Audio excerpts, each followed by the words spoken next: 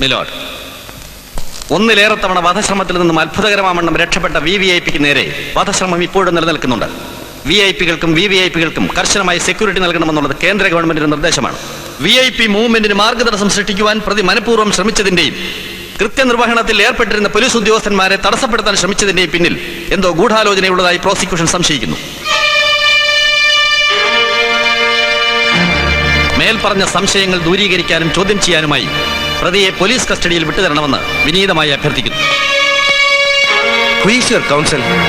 ഞാൻ തന്നെയാണ് സർ. അതിനുള്ള അപേക്ഷ കൊടുത്തിട്ടുണ്ട്. ഫീസ് കൊടുത്തൊരു വക്കീലിനെ വെക്കാൻ കഴിയാത്തത്ര ബുദ്ധിമുട്ടിലാണോ ഡോക്ടർ അനന്തൻ? അതല്ല സർ, 2-3 രൂപ കൊടുത്താൽ കിട്ടുന്ന സാധനങ്ങൾക്ക് പെട്ടെന്ന് 25-30 ഒക്കെ വില പറഞ്ഞാൽ അത് ഡൈജസ്റ്റ് ചെയ്യാൻ കുറച്ച് ബുദ്ധിമുട്ടാണ്. അതുകൊണ്ട് anyway, that is none of my business. You may proceed.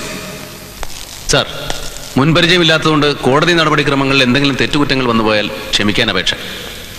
ഒരു വാണിംഗോ ചെറിയ പെനാൽറ്റിയോ കൊണ്ട് തീർക്കാവുന്ന ഒരു പെറ്റി കേസ് ഇപ്പോ ജീവപര്യന്തമോ വധശിക്ഷയോ ലഭിക്കാവുന്ന ഒരു കേസാക്കി മാറ്റിയിരിക്കുക. അതുകൊണ്ട് ഈ കേസ് ചാർജ് ചെയ്ത ഉദ്യോഗസ്ഥനോട് 1-2 ചോദ്യങ്ങൾ ചോദിക്കാൻ ബഹുമാനപ്പെട്ട കോടതി എന്നെ അനുവദിക്കണം. Permission granted. VIP മൂവ്മെന്റിന് ഞാൻ മനഃപൂർവ്വം മാർഗതടസ്സം സൃഷ്ടിച്ചു എന്ന് പറഞ്ഞല്ലോ.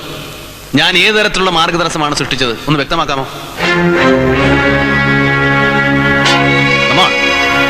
അത് വാഹനം നിങ്ങൾ മുന്നോട്ടെടുക്കുമെന്ന് നിർബന്ധം പിടിച്ചപ്പോ ഞാൻ തടഞ്ഞു. തുടർന്ന് നിങ്ങൾ എന്നെ അസഭ്യം പറഞ്ഞു.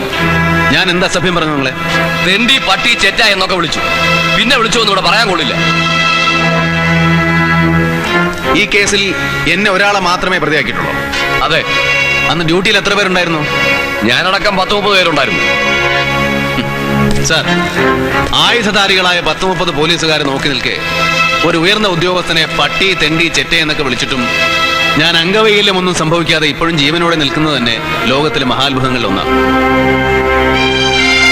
സാർ, യഥാർത്ഥത്തിൽ അന്നവിടെ നടന്ന സംഭവം പറയേണ്ടവർ പറയാത്തതുകൊണ്ട് ഞാൻ ചുരുക്കി പറയും.